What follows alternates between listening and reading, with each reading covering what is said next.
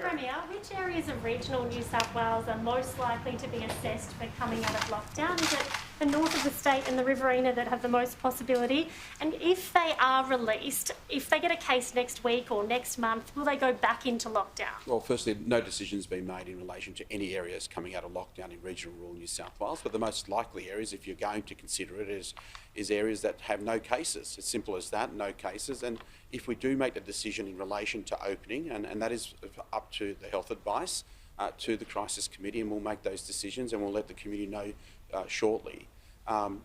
Absolutely, if a case arises, we will apply the same logic that we applied from day one, which was the orange case, where we put that community to lockdown, and we would lock down automatically an area for at least a 14-day period, which is the incubation period.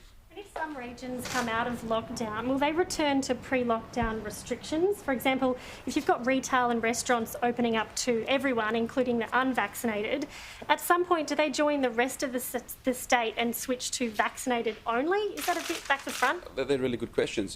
The reality is that we haven't made decisions, but I don't believe that if we do open the regions up, we'll be opening them up to an environment pre-lockdown. I think there's a reality out there that there are a number of cases in regional and rural New South Wales.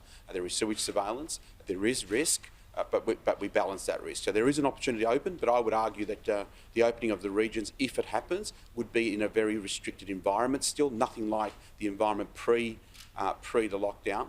If and when we announce the roadmap and we talk about the vaccinated, it's clear those that are unvaccinated in regional rural New South Wales, if they may have a freedom because they've been lifted from a restriction now, will lose that freedom. I make that absolutely blunt and make that clear. The vaccination rates in regional rural New South Wales have to continue to rise on par with what's happening in Metro Sydney and the state average. And therefore, the pressure point must apply that for some people in the regions, if we ever get to that point, if they come out of lockdowns now, could go backwards and could lose freedoms if they're unvaccinated. And I make no apology for that. When are we going to get an update of the restriction settings, particularly for the 12 local government areas of concern? We've got Burwood that, in comparison to the City of Sydney, doesn't have many cases at all, but they're in a hard lockdown and the City of Sydney is not. When are we going to see that updating and some released? Well, it's important to note that in relation to any area of concern, it's based on head of population. So some councils have smaller populations than others, so you can't just do it on a case-by-case comparison. You have to make sure you're doing it per 100,000 population, which is what our health experts do.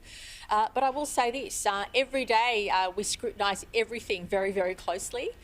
We know from the modelling that the worst weeks in terms of case numbers are likely to be in the next week or so, and as you see, we need to make sure that we don't cause any major adjustment which is going to see a skyrocketing of cases. So we've done very well in keeping the case numbers where they are, even though they're very high.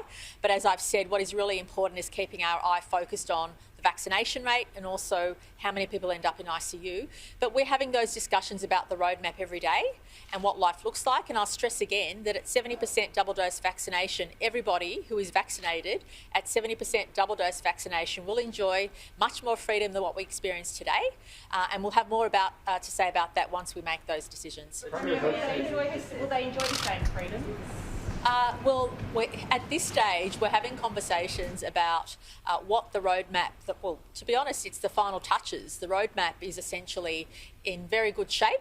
We've made great progress. It's based on the Doherty report and the Doherty research and the national plan, and we have to be very consistent with the national plan. And there are certain conditions of opening at 70% double dose, and certainly we'll meet all those conditions. But I'm extremely optimistic that at 70% double dose, everybody who is vaccinated will enjoy life much more freely than what we do today, and that's a commitment we've made from day one.